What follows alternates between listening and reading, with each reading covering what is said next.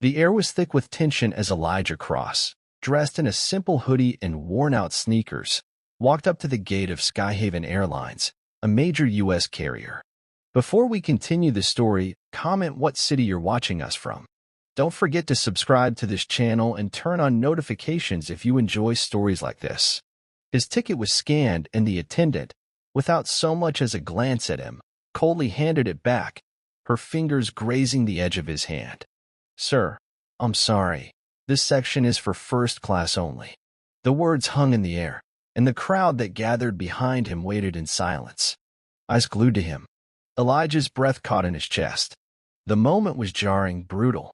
He had been in boardrooms with billion-dollar budgets. He had sat across from world leaders and CEOs, shaping the very future of travel, technology, and innovation.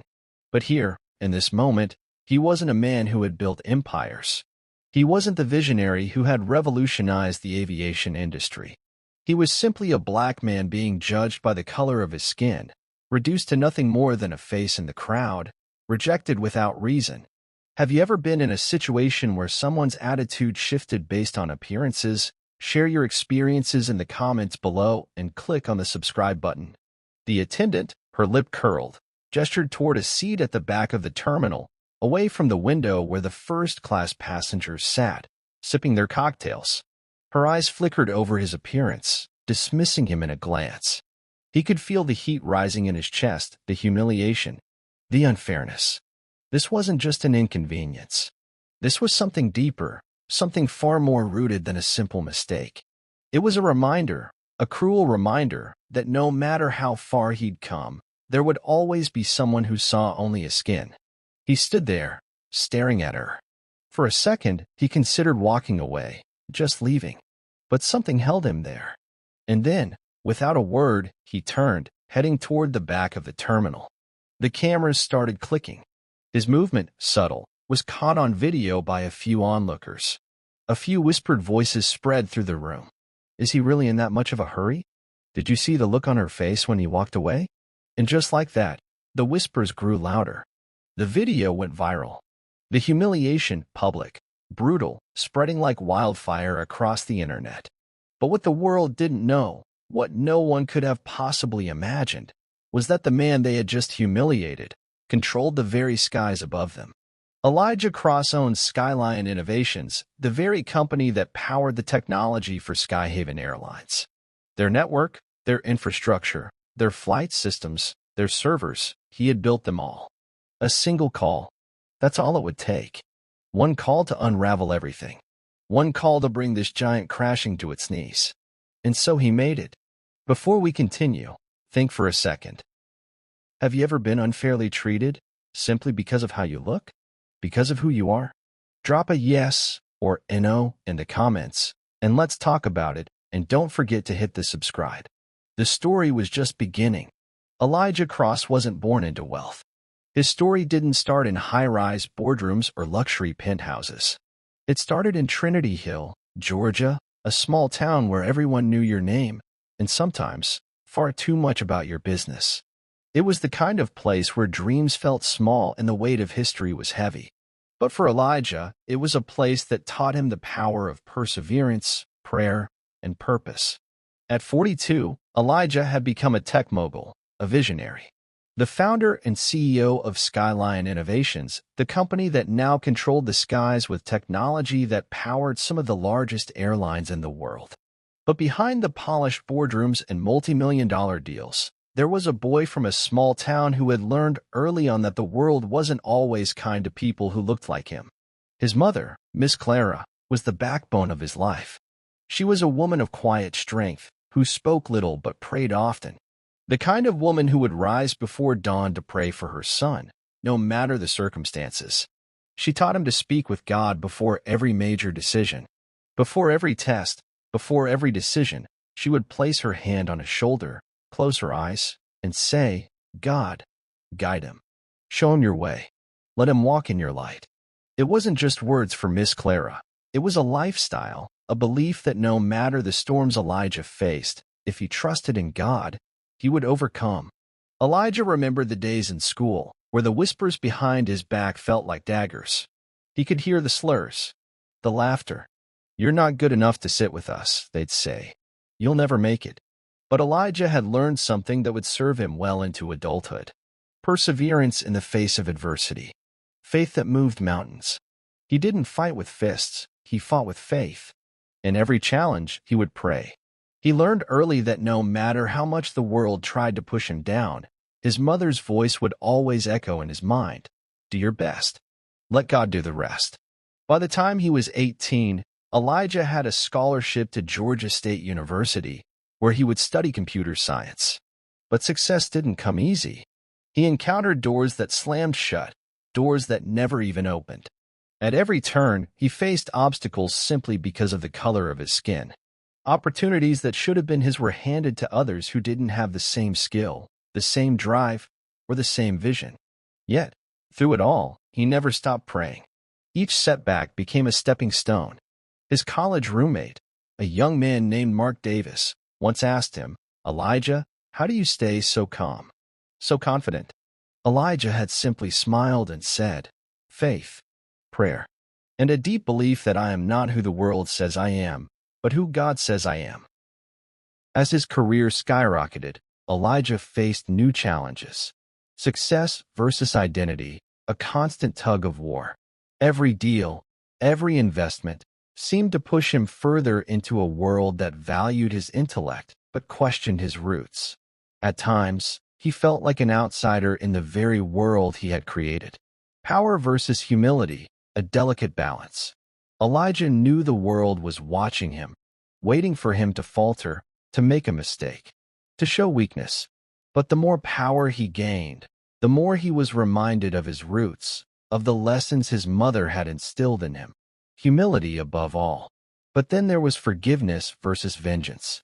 When Skyline Innovations first exploded onto the global stage, Elijah was constantly betrayed by people he had trusted, people who sought to steal from him, to discredit him. The temptation to retaliate, to destroy them, was overwhelming. But Elijah never took the bait. He prayed for strength. He turned the other cheek.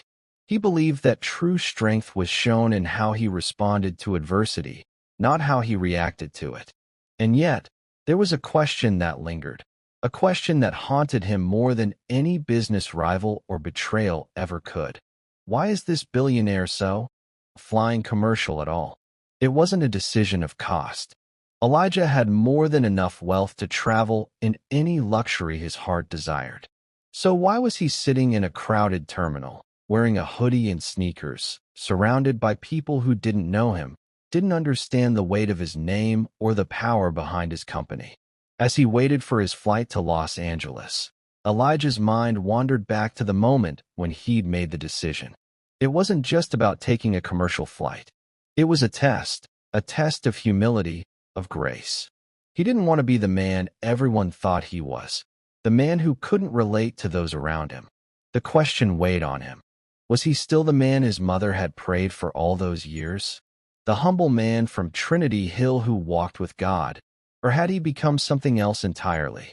And in the pit of his stomach, a gnawing feeling began to rise. Something wasn't right. Something was waiting, lurking behind this decision, something bigger than his own personal journey. Would you forgive someone who embarrassed you publicly? Or would you make them pay? Let me know in the comments. Type forgive or revenge below and tell me what you think Elijah should do. As the tension in the air grew heavier, Elijah felt it. Something was about to shift. This wasn't just about a simple airline dispute. This was bigger. This was a reckoning. A reckoning that would force Elijah to confront everything he had worked for, everything he had built, and everything his mother had prayed for. The world wasn't done with him yet. Elijah Cross walked through the bustling Baltimore Skyview Airport, his mind focused on the flight ahead, but his senses alert to everything around him. It was just another day. Another routine trip to Los Angeles for a series of high-profile meetings. A trip that should have been as smooth as any other. He was dressed casually in joggers and a hoodie, keeping a low profile, just like he always did. He wasn't trying to attract attention, wasn't looking for the spotlight. But there was something about his presence in a crowd that always seemed to turn heads. A quiet aura of power, perhaps. an invisible weight that few could ignore. As he approached the first-class gate, there was a momentary pause in the air, like the world held its breath.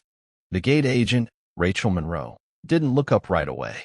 She was absorbed in her computer screen, typing away, but as she heard his footsteps, she glanced up. Her eyes met his for a brief moment, just long enough to size him up. Then she smirked. It wasn't a friendly smirk. It wasn't the kind of smirk one gives to a familiar face or a polite stranger. This was a smirk full of judgment, and Elijah felt it sting before she even spoke. "Sir," she said, her voice flat and dismissive. "This line is for first class." Elijah's eyes didn't narrow. He didn't flinch. He simply held up his boarding pass. The moment was over in a flash, but the expression on Rachel's face told the story. Confusion, then dismissal, followed by something Elijah had encountered far too many times in his life. A quiet, unspoken assumption that people like him didn't belong in spaces like this. She stared at the ticket for a moment, her lips curling slightly. "Must be a mistake," she muttered under her breath, though loud enough for Elijah to hear. She didn't look at him like someone trying to solve a problem. She looked at him like a nuisance. Without another word, she turned, reaching for the intercom. Elijah's heart began to beat harder, but his face remained neutral. He knew what was coming. The call for security came quickly. The heavy footfalls of airport security officers echoed as they approached the gate. Elijah didn't react. He'd been here before, though the faces were different. The crowd began to gather, their whispers growing louder. Some were curious, others were already pulling out their phones to film the scene that was about to unfold. The familiar feeling of public humiliation began to creep up, but Elijah wouldn't let it overtake him. He kept his posture straight, his breath steady. He knew this moment wasn't about him. It was about something bigger. As the security officers approached, one of them spoke, his voice stern and unnecessarily loud. "Sir, we need you to step aside." The crowd's whispers turned into visible stares. A few phones were raised. Elijah could feel the weight of the eyes on him, the judgments forming before he even spoke. It wasn't just about the fact that he was a black man standing in first class. It was about the way he didn't fit the mold of what they expected to see. Elijah was a CEO, a billionaire. He had flown private jets more times than he could count. He had access to the finest things in life, but today he was dressed casually, just another man in a hoodie, trying to board a flight. And that, to some, was unacceptable. They didn't know him. They didn't understand him. "Sir, please come with us," one of the security guards said, as the crowd began to murmur more loudly, some filming him with their phones, others whispering about the spectacle. The scene grew chaotic. Elijah wasn't angry. He wasn't even surprised. He'd seen this before, the prejudices, the assumptions. What shook him was how easily people dismissed him, how quickly they could strip away his humanity in an instant. But in this moment, Elijah realized something he hadn't quite known before. This wasn't just about being humiliated. This wasn't just about an airport gate agent thinking she could get away with treating him this way. This was about a system that saw people like him as out of place in certain spaces, no matter how much power or success they had. This was about the kind of world that would diminish someone's worth based on the color of their skin or their appearance. Elijah stood silently, knowing this was a moment that could define his journey. As he was being escorted away, he didn't shout. He didn't argue. He didn't let the anger that simmered in his chest burst out in front of the crowd.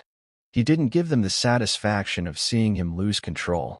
Instead, as the security officers guided him toward the terminal exit, he pulled out his phone. The crowd was still buzzing, filming, whispering. It was all happening in slow motion, but Elijah's mind was racing, calculating, anticipating the next step. His finger hovered over the screen for a moment. He took a deep breath, the weight of everything he'd worked for pressing on him. And then he whispered softly into the phone, almost like a prayer, "Initiate protocol, Zion." Effective immediately. The words were deliberate, weighted. They held a power all their own, more than just an order. Protocol Zion wasn't just a code. It wasn't just a plan. It was a warning, a shift in the balance, a storm that would soon break. What would you have done in Elijah's shoes? Would you have walked away quietly? Would you have called a lawyer? Or would you have done something even bolder? Let me know in the comments below and hit the subscribe button if you haven't already. As the security escorted Elijah through the terminal, the people in the crowd couldn't have known what was coming. No one in that airport, no one who had looked down on him, would ever fully understand the depths of his silence. They wouldn't know that this wasn't the end of his story, it was only the beginning. A storm was about to hit, and it would shake them all to their core. But Elijah knew this. He wasn't just a businessman, a CEO, or a man wronged. He was a man of faith. And the power of his belief in Jesus Christ was about to transform this moment into something no one would ever forget. As the news of Elijah Cross's public humiliation spread like wildfire, Rachel Monroe, the gate agent who had so casually dismissed him, sat in the break room of Baltimore Skyview Airport, laughing about the incident with her coworkers. The video, now shared millions of times, was being replayed on every social media platform. It had become a sensation, the perfect blend of injustice and drama. "Look at this," Rachel snickered, holding her phone up for everyone to see. "This guy thought he could walk up in here and just be treated like anyone else. What a joke." Her colleagues chuckled, some clapping her on the back as if she had done something commendable. Little did they know, they were all blindly feeding into a machine that would soon break down. Meanwhile, Elijah was miles away, quietly orchestrating a plan of his own. In a sleek, modern office overlooking the Pacific, Elijah's private team, a hand-picked group of the best and brightest in tech, finance, and strategy, were already working around the clock. They were based in Redwood Bay, California, a city known for its breathtaking views. But today, the team's attention was solely focused on one thing: revenge. Elijah's company, Skyline Innovations, didn't just design tech. They didn't just create software. They controlled the entire IT infrastructure of dozens of global airlines, including the very one that had humiliated him, Blue Wave Airways. It was a quiet, unseen force. From the behind-the-scenes management of airport security systems to flight tracking to data analytics for booking systems, Elijah's company was everywhere. Even the competitors who didn't know it often relied on Skyline's infrastructure for their daily operations. But it wasn't just business, it was leverage. And now, that leverage was about to be used. The night was falling over Redwood Bay, and Elijah sat alone in his office, staring at a screen full of encrypted data, charts, and plans. His fingers hovered over the keyboard as he prepared to make the final call.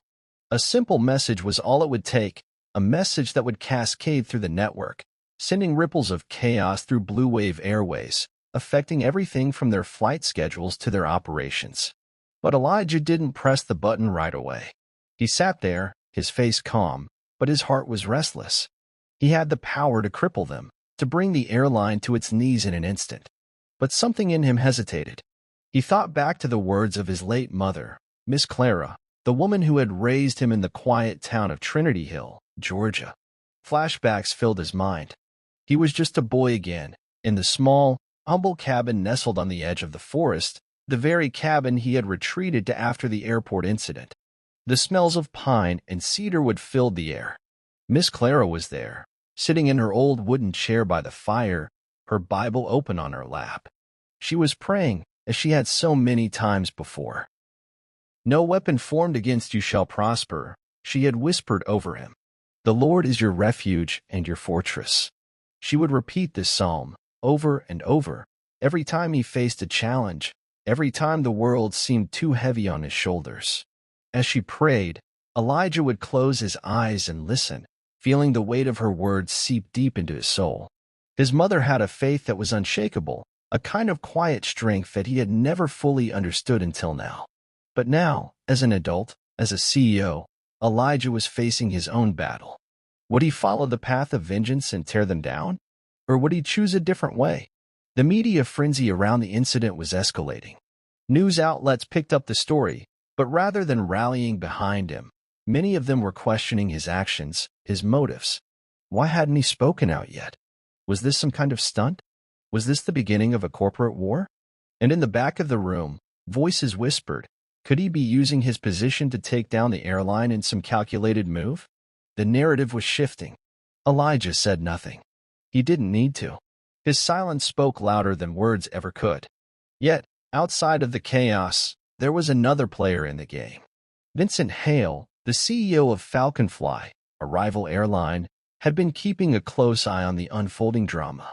Unlike Elijah, Vincent had no attachment to morality or faith. He saw an opportunity, a chance to acquire a weakened company, to swoop in and snatch up Blue Wave at a discounted price, turning their loss into his gain. Vincent's eyes gleamed with anticipation as he surveyed the damage Blue Wave had suffered. "This is perfect," he said to his advisors. "The airline's public image is shattered, their infrastructure compromised. We make them an offer they can't refuse. I'll buy them out, own them, and rebuild under Falconfly's banner. It'll be mine." He didn't know Elijah like others did. He thought of him as just another businessman, calculating, cold. What Vincent didn't understand was that Elijah wasn't playing a simple business game. In the quiet solitude of his mother's prayer cabin, Elijah closed his eyes. The battle in his mind raged on, but something in his heart kept him rooted in faith. Was this his fight to fight? Or was there a greater purpose in silence and grace? If you're still watching, type, "I'm hooked," and tell me, do you think Elijah should speak up publicly or stay silent? Would you choose to forgive or seek justice with your own hands? Drop your thoughts in the comments below and don't forget to subscribe. Elijah's journey was no longer just about business. It was about something bigger, something deeper, about choosing the path of faith in the face of betrayal, about deciding whether to let vengeance cloud his heart or to use his power for something more redemptive. His silence spoke louder than any words, but his next move would determine the course of not just his life, but the fate of those who had wronged him. The clock was ticking, and soon the world would know exactly what Elijah Cross was capable of. It started as a subtle ripple, but within hours, that ripple turned into an all-consuming storm. At first, it was small things, flights delayed, booking systems glitching, but it soon became clear something had gone horribly wrong. Blue Wave Airways, the airline that had humiliated Elijah Cross, was facing a complete system collapse. Passengers at gates across the country were left stranded, some standing for hours without any updates. Flight statuses on the monitors blinked in confusion, displaying destinations that no longer existed, routes that had disappeared off the radar. Soon, the situation spiraled out of control. Flight crews were grounded, unable to access their schedules. Baggage handlers had no idea where luggage needed to go. Customers who had booked flights weeks in advance couldn't get their tickets to load. It was like the entire airline had vanished into thin air. Phones rang off the hook with angry customers demanding answers that no one could give. In the company's command center, the engineers, the ones who kept things running smoothly, were paralyzed. Data logs turned to gibberish. Systems that normally hummed with a smooth, efficient flow became silent voids. The media couldn't believe it.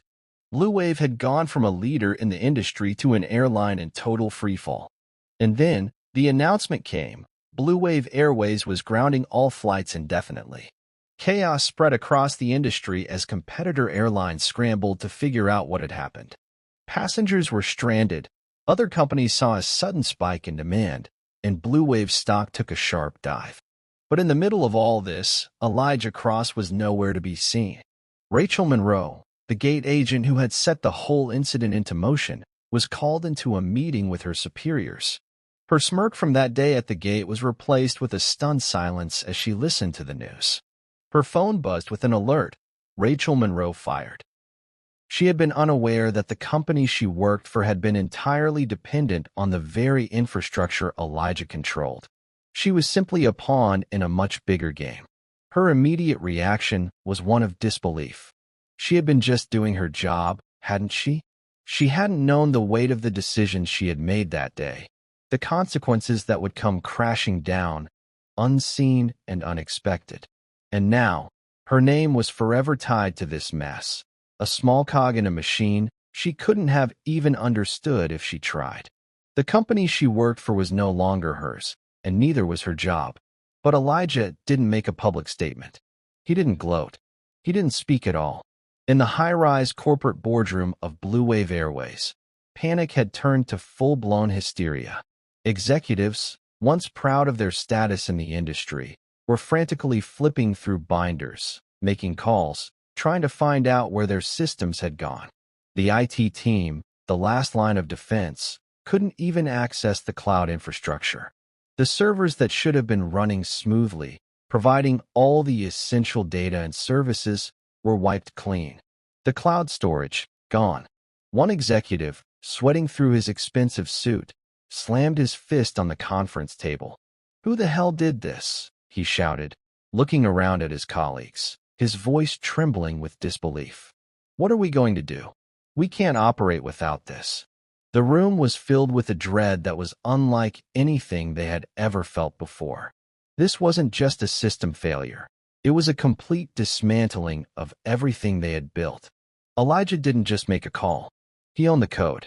He had done it with precision, as only someone with his expertise could. Skyline Innovations didn't just work for airlines. They were the backbone of those airlines.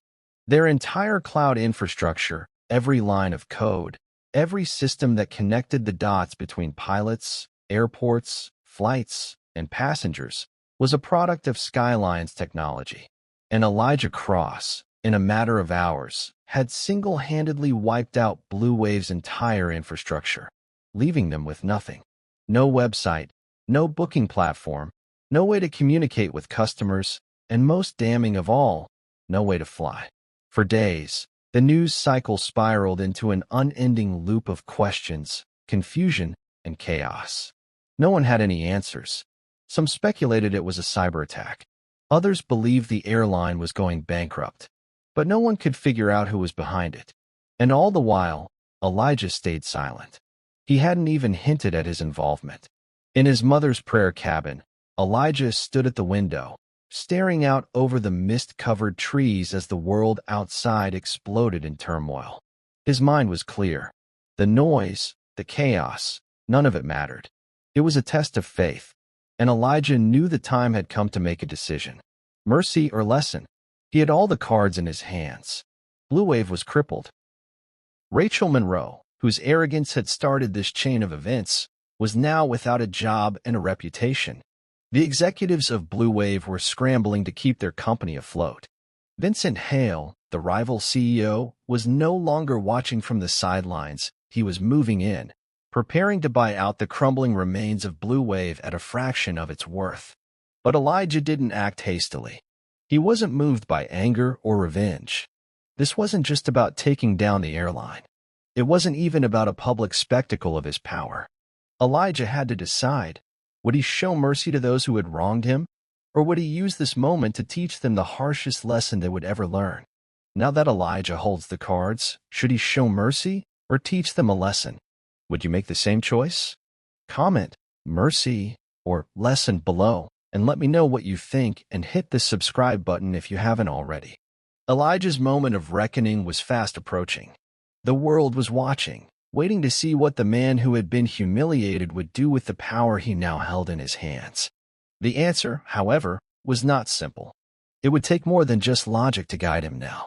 This decision, whether to show mercy or to teach a lesson, was about something much deeper than business. It was about character and the faith that defined it. In the wake of the chaos, as the world buzzed with confusion and outrage, Elijah Cross found himself standing in a familiar place, the church he had helped rebuild in Atlanta.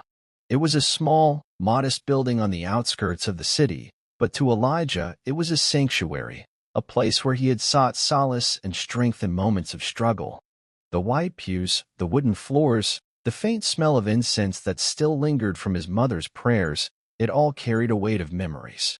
Miss Clara, his mother, had always told him that true strength wasn't in retaliation, but in the ability to forgive. She had raised him with a deep understanding of the power of grace, and the deeper truth that sometimes the most powerful thing you can do is forgive those who don't even understand the harm they've caused. Elijah stood in front of the altar, his thoughts heavy. Forgive them, for they know not what they do. Jesus' words echoed in his mind as he looked up at the stained glass windows, their light casting a kaleidoscope of colors on the floor beneath him.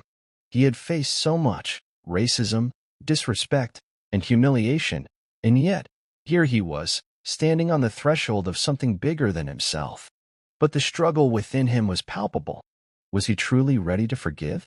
Could he let go of the anger that had fueled his actions over the past few days? He had all the power now. He could bring Blue Wave to its knees, shatter Vincent Hale's attempts to buy the airline, and leave his enemies reeling. The world would remember him as a victor, a man who had exacted revenge in the most devastating way possible. But there was a deeper part of him that wrestled with this. What would it cost his soul to give in to that urge for retribution? Was forgiveness truly offering grace to those who didn't deserve it? An even greater victory? His mind wandered to Rachel Monroe, the woman whose arrogance had set the chain of events into motion. He had seen the footage of her, laughing with her co-workers after the incident at the airport. He had heard the cruel comments, the mockery as she celebrated the public humiliation he had suffered. But the truth was, Rachel didn't understand. She didn't understand the weight of her actions, the long history of racial injustice embedded in moments like that. He closed his eyes, feeling the weight of his decision. The power was in his hands, but the freedom came in letting it go. Meanwhile, Rachel's life had started to crumble. She had no idea the depth of the storm she had awakened when she made that offhand remark to Elijah at the gate. She thought she was just doing her job. She thought she was just another gate agent, another cog in a machine that had nothing to do with her.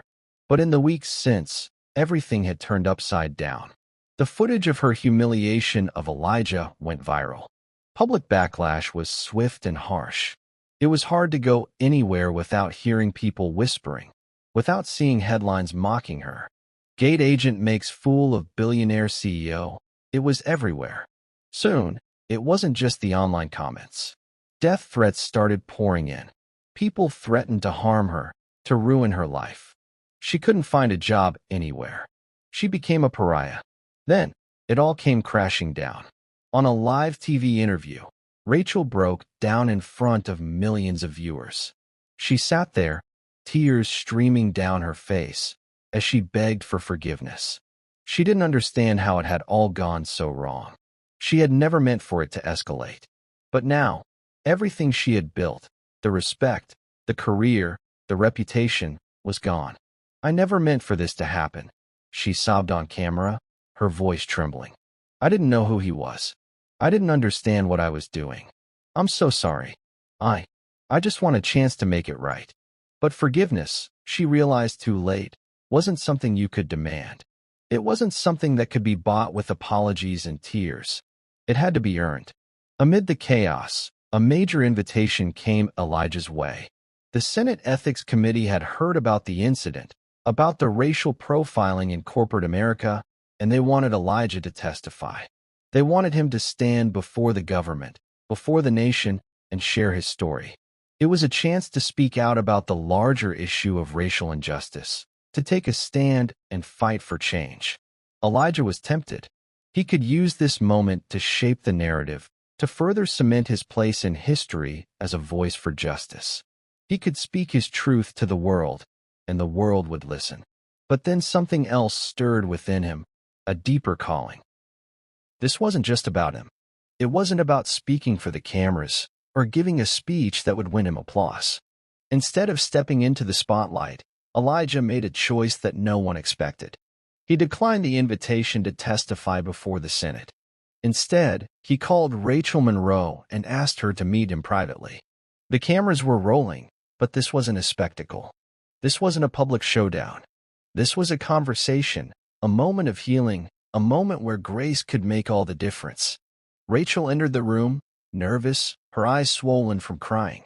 She had prepared herself for the worst, Elijah, ready to lay down the judgment, to unleash the wrath she had coming. But what she saw stunned her. Elijah wasn't there to hurt her. Instead, he was standing by the window, looking out at the city, calm, composed. "I'm sorry for everything I've put you through," she began, her voice trembling. "I never meant for any of this to happen." Elijah turned to her slowly, his eyes filled with a quiet strength. For a moment, neither of them spoke. The weight of the situation hung heavy in the air. Finally, he spoke, his voice firm yet filled with a profound peace. "My mother once told me, Don't repay evil for evil, Elijah said softly. And I'm not here to judge you. I forgive you. Rachel gasped, her hands trembling. She had expected anger, resentment. But what she heard instead was the sound of grace. She couldn't believe it. This man, whose life had been shattered by her actions, was offering forgiveness. For a long moment, there was silence. And in that silence, something powerful shifted. The bitterness that had fueled Rachel's actions, the hatred, the embarrassment, all of it began to melt away. Could you forgive someone who humiliated you in front of the whole world? Would you be able to offer grace after all the pain? Let's talk about it below. Share your thoughts. Could you do what Elijah did? In this moment, Elijah's true power was revealed. He hadn't just forgiven Rachel for her part in his public humiliation. He had forgiven the system, the forces that had led to that humiliation. He had forgiven those who couldn't understand the depth of his struggle, those who would never see the world through his eyes. In a world that seemed to thrive on division, Elijah chose unity.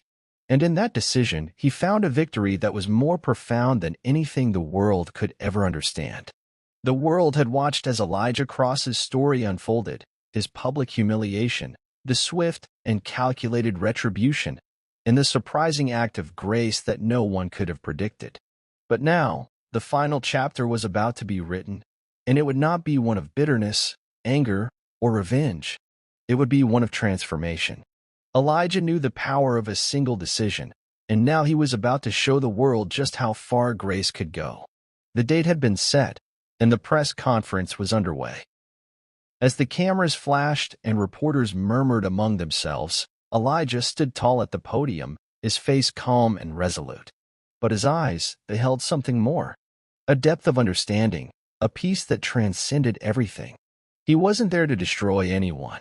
He wasn't there to humiliate those who had wronged him. The world had seen the headlines, the viral footage, the chaos that had followed in the wake of the airline shutdown. But now, Elijah was about to turn the page to a new chapter. He took a deep breath and then spoke, his voice steady but filled with purpose. Ladies and gentlemen, he began, we've all seen the pain, the anger, and the hurt that can be caused by racial profiling and prejudice.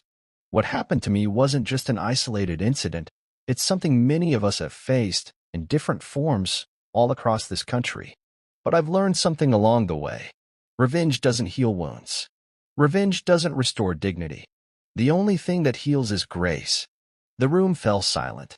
Everyone was waiting, expecting a statement that would condemn the airline, perhaps call for a boycott, maybe even launch a lawsuit. But what they got was something far different.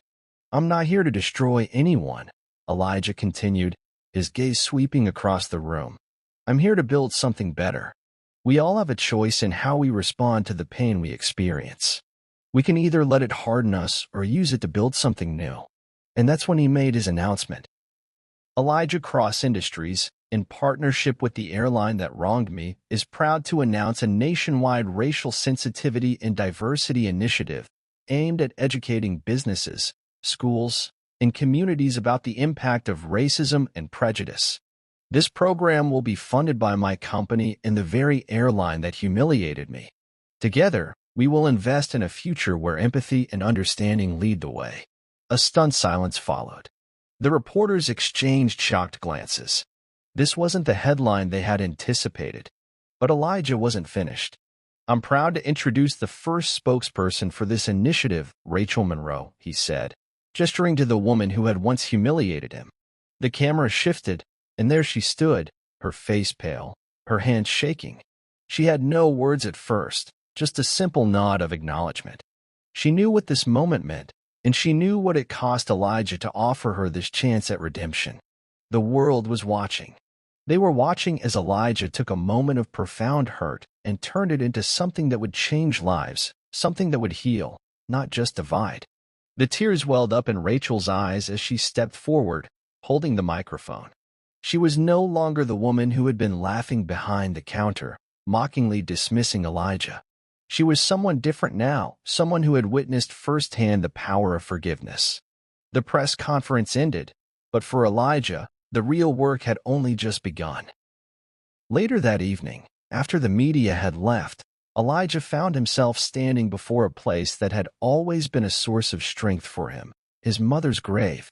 The tombstone was simple but beautiful, just like Miss Clara had been. The words etched into the stone read, "Faith, love, and grace." Elijah stood there for a long time, his thoughts heavy, the cool evening air brushing against his skin. "I didn't fight with fists, Mom. I fought with grace," he whispered to the wind, as though she were standing beside him, as though she could hear him. He could almost feel her presence, that quiet strength she had always exuded, and for the first time in what seemed like forever, Elijah felt at peace. He had fought the battle within himself, between anger and forgiveness, between power and humility. And in the end, it wasn't his wealth, his influence, or his connections that had won the war. It had been grace. It had been the lessons she had taught him. Love, forgiveness, faith. Elijah knelt beside her grave, his heart full of gratitude for the mother who had raised him to be a man of character, a man who understood that the greatest power was not in holding a grudge but in releasing it. As the sun began to set, Elijah crossed his arms, looking out over the peaceful horizon. "Thank you, Jesus," he whispered, his voice soft but full of meaning. "Thank you for teaching me to lead with love." And just like that, the story of Elijah Cross came to a close, not with the triumph of revenge, but with the quiet victory of forgiveness. In a world that so often seemed divided, Elijah had chosen to be a bridge. And in doing so, he had not only healed his own wounds, but had shown the world the kind of strength that didn't need to shout. It only needed to love. What about you? When faced with injustice, would you choose grace over revenge? How has forgiveness changed your life? Share your story in the comments below and subscribe for more. As the final moments of Elijah Cross's journey unfolded, his actions spoke louder than words. He had shown the world that true power is not in the ability to take revenge, but in the ability to forgive. He had proved that even in the face of deep humiliation, a choice of grace could reshape everything. His story wasn't just about a tech mogul with money and influence. It was about a man who understood the deeper currents of humanity and chose to swim against the tide of anger, to bring healing where there was hurt.